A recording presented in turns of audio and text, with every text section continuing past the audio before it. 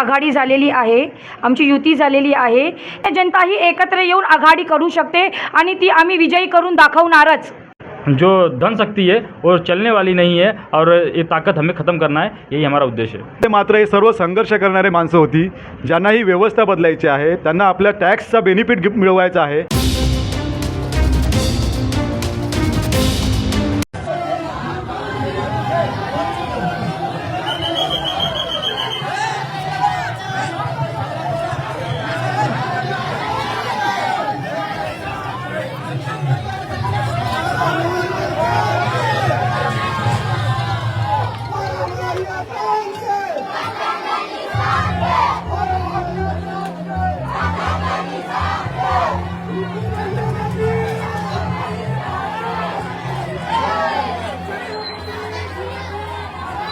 वंचित बहुजन आघाडी आणि उद्धव बाळासाहेब ठाकरे म्हणजे उबाटा असेल किंवा रिंकू सिंग असतील यांची एक वेगळी आघाडी झालेली आहे आणि ती आघाडी आज पूर्ण सुभाषनगरपासून इकडं विजयनगरपर्यंत असं त्यांचा एक रॅलीचा मोठा माप त्यामध्ये निघालेले असेल। यांच्यासोबत आपण प्रचार रॅलीमध्ये होता।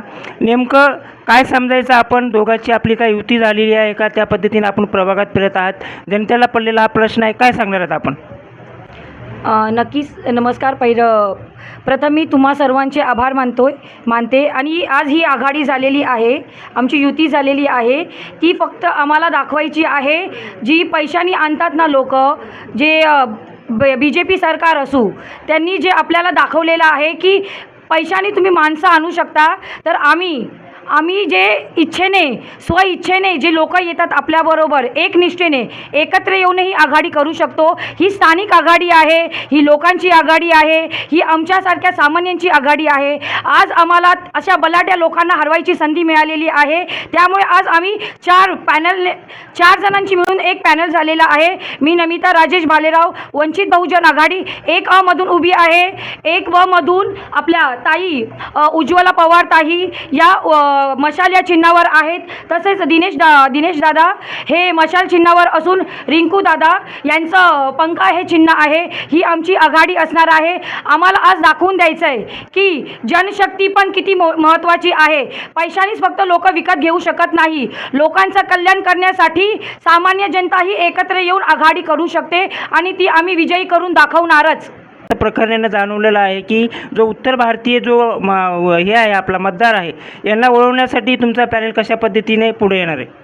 देखिए, इस स्थानिक विकास आघाड़ी, जैसा दादा ने बताया, स्थानिक विकास आघाड़ी का उद्देश्य ये है कि हम सभी जाति धर्म वर्ग के लोगों को साथ में लेके चलने का कार्य करेंगे और एक ताकत पैदा करेंगे जो लोकशाही को ख़त्म करने के कगार पे लेके जा रहे हैं। और जैसे दादा ने कहा कि धन शक्ति के विरुद्ध जनशक्ति है, तो जनशक्ति का एक उद्देश्य है हर व्यक्ति के घर पे एक ताकत पैदा करना है कि सामान्य परिवार से भी लोग जाके इस स्थान पे पहुंच सकते हैं। हर जाति वर्ग के लोग हैं और ये एक मैसेज है पूरे समाज को। मैं उत्तर भारतीय हूँ, दिनेश दादा हैं, ताई वंचित आघाड़ी से OBC से पवार जी, उज्ज्वला पवार जी हैं। ये हमें पूरे समाज को मैसेज देना है कि एकजुट हो गए हैं हम सब और आगे चल के किसी की जो धन शक्ति है वो चलने वाली नहीं है और ये ताकत हमें ख़त्म करना है, यही हमारा उद्देश्य है। आपण लोकांनी काय आवाहन करणार आहे दिनेश ठाकूर आणि त्यांना दिनेश ठाकूरला लोकांनी काय निवडून द्यावं, का सांगा?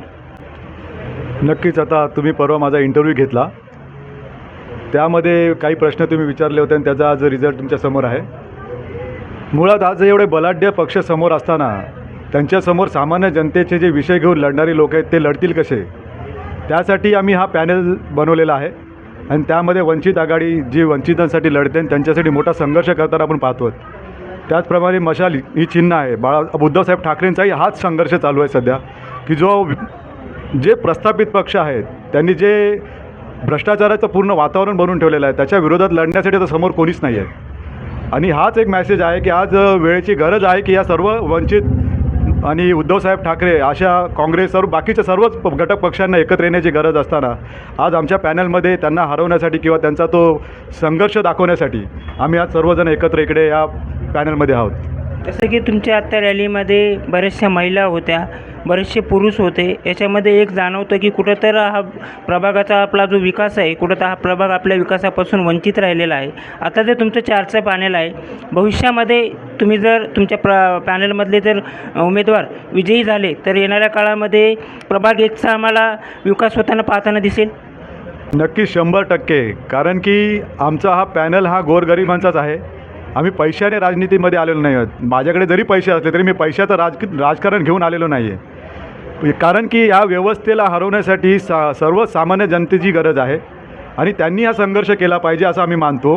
म्हणून त्यांच्यापर्यंत एक प्रकारे प्रबोधन करण्यासाठी आम्ही या संघर्षामध्ये उतरलेलो आहोत.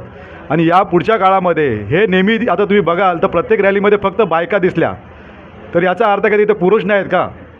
म्हणजे तुम्हाला असं म्हणायचं आहे का जे बायका आणल्या होत्या ते भाड्याने होत्या, पैसे देऊन आणले होते असं म्हणायचं आहे का? तुम्हाला सरळ आरोप करायचा आहे का? ही माझी भावना नाही सर, पूर्ण जनतेमध्ये ही चर्चा आहे की 300-400 रुपयाची ही रोजगार आता चालू आहे. हा दररोज त्यांना पाठी दिसणार. पण आमच्यामध्ये मात्र हे सर्व संघर्ष करणारे माणसं होती ज्यांना ही व्यवस्था बदलायची आहे. त्यांना आपल्या टॅक्सचा बेनिफिट मिळवायचा आहे. जे की तुम्ही बघताय की 15-20 वर्ष झाली इथले नगरसेवक होते, जे प्रस्थापित लोक होते, घराणेशाही आहे, त्यांनी या गोष्टी न करता आजही ते पैसा घेऊनच उतरलेले आहेत. म्हणजे तुम्ही असं सांगताय की तुमचे जे विरोधक आहेत त्यांना तुम्ही असं उपरोक्त टोला मारताय, त्यांनी विकास कामे न केल्यामुळं त्यांना 300 किंवा 500 रुपये देण्याची वेळ आहे असं तुमचं म्हणणं आहे का? नक्कीच हे कामं न केल्याचंच त्यांना हे करावं लागतं की आज 300 आणि 400 रुपये देऊन रॅलीमध्ये बोलवावं लागतं आहे. जर यांनी कामं केली असती, खरं जे जनप्रतिनिधी असते तर यांच्या पाठी लोक त्यांचं जनसमर्थन पैशाने विकत घ्यायची त्यांना गरज नसती. मात्र आज बघतोय की आजही नुसतं पैशाचंच राजकारण आहे. आमच्याकडे लोक थोडी कमी दिसतात, मात्र हे सर्व स्वाभिमानी आणि संघर्ष करणारे लोक आहेत. याच्यामुळे येणारा काळ जो आहे हा आमचा आहे. कारण की संघर्षाची मूठभर जरी लोकं असली तरी ते पूर्ण जास्ती मोठ्या संख्येने लोकांना हरवण्याची क्षमता ठेवतात. तुम्ही भीमा कोरेगावचं एक उदाहरण घेतलं, 500 लोकांनी 25,000 लोकांना हरवल्याचं उदाहरण आहे. त्याच प्रकारची क्रांती आणि एक विजन घेऊन आम्ही या लढाईत उतरलेलो आहोत. आणि या मोठ्या आणि बलाढ्य पैशांनी धनदाडग्या लोकांना हरवण्यासाठी आमची ही 500 लोकांचीच मूठ समजा तुम्ही, ही यांना हरवल्याशिवाय राहणार नाही आहे. आपल्यासोबत इतर पण महिला उमेदवार आहेत, आपण त्यांना पण विचारणार आहोत. मॅडम, तुम्ही आज प्रभागामध्ये फिरत आहात, कशा पद्धतीने तुम्हाला रिस्पॉन्स भेटत आहे, काय सांगणार आहात तुम्ही? प्रभाग क्रमांक 1मध्ये मी मध्ये आहे, ईश्वरनगर, रामनगर, यादवनगर, विजयनगर, इंथलपाडा, याच्यातून आज रॅली आमचे हे फिरले. याच्यातून आमच्या महिला, आमचे शिवसैनिक सर्व आमच्याबरोबर आहेत असं वाटलं मला. आता मी पहिल्यांदाच म्हणजे उभी आहे. माझे मिस्टरांनी 30 वर्षे शिवसैनिकमध्ये काम केलेलं आहे. पण आता मिस्टरांची त्याच्याबद्दल मला हे मान भेटलं आहे. हो, म्हणजे तुमच्या मिस्टरांनी जो संघर्ष केला आहे त्याचं फलित तुम्हाला भेटलं असं म्हणायचं आहे? हां. आपल्यासोबत ह्या आघाडीमध्ये ज्यांनी मुख्य समन्वयकाची भूमिका निभावली असे आपल्यासोबत वंचित बहुजन आघाडीचे ऐरोलीचे तालुका अध्यक्ष राजेश भालेराव पण आहेत, आपण त्यांना पण विचारूया. सर, ही तुमची स्थानिक आघाडी आहे, कशा पद्धतीने रिस्पॉन्स आहे लोकांकडे? तुम्ही कोणते प्रश्न घेऊन जाणार आहेत? लोकांनी तुम्हालाच का निवडावं, काय सांगणार आहेत तुम्ही? आता लोकांचे प्रश्न सांगायला गेलं तर मला वाटतं आपल्याला आजचा दिवस पण पुरणार नाही. अशा पद्धतीचं काम आधीच्या लोकांनी केलेलं आहे. सगळ्यात पहिली गोष्ट तर आम्हाला या गोष्टीचा आनंद आहे की ज्या गोष्टीची गरज होती या विभागाला ते आज घडले आहे. आज हा पॅनल जो बनला आहे प्रभाग क्रमांक 1चा, जसं की टॅगलाईन दिली आहे नमिताने की बाबा ही धनशक्ती विरुद्ध जनशक्तीची लढाई आता चालू झाली आहे. आणि नक्कीच ही धनशक्ती विरुद्धची लढाई आपण 100% जिंकणार आहोत. कारण यामध्ये प्रत्येक स्वाभिमानी व्यक्ती उतरलेला आहे. इथे कोणी पैसे आणून की पैसे देऊन आणलेला व्यक्ती नाही आहे. हा प्रत्येकजण संघर्षातनं उतरलेला व्यक्ती आहे. त्यामुळे ही आघाडी आमची 100% येणाऱ्या काळामध्ये या प्रस्थापितांची हवा काढल्याशिवाय राहणार नाही, एवढं जाणीवपूर्वक सांगतो. म्हणजे येणाऱ्या काळामध्ये वंचित बहुजन आघाडीचा सिलेंडर जो आहे तो धमाका करणार प्रभाग 1मध्ये?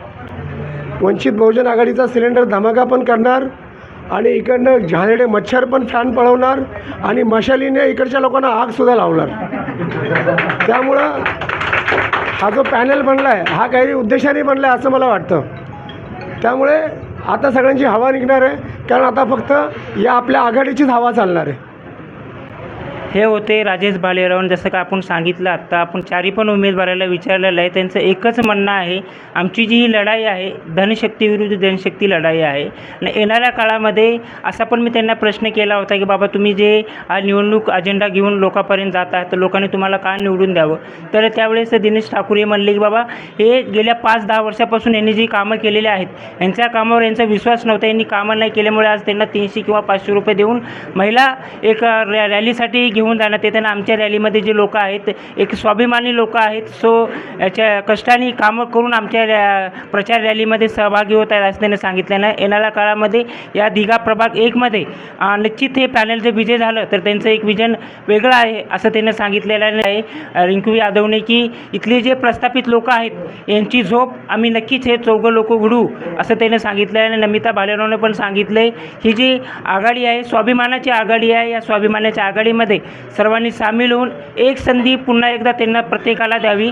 आणि या मॅडमने पण सांगितले की त्यांच्या पतीने जे 30 वर्ष संघर्ष केलेला आहे तो संघर्ष आज त्यांच्या तिकिटाच्या माध्यमातून त्यांना फलित भेटलेला आहे. बऱ्याचशा ठिकाणी आपण पाहतोय असं हे लोक 30-35 वर्ष राजकारणामध्ये काम करतात परंतु त्यांना तिकीट भेटत नाही, संघर्ष करावा लागतो. परंतु त्याचं एक ताजं उदाहरण आपल्याला आपल्या प्रभाग 1मध्ये पाहायला भेटतं. धन्यवाद. चारी पण उमेदवाराचं पुन्हा साथ आमची यस न्यूज महाराष्ट्र चॅनलला लाईक करा व सबस्क्राईब करायला विसरू नका.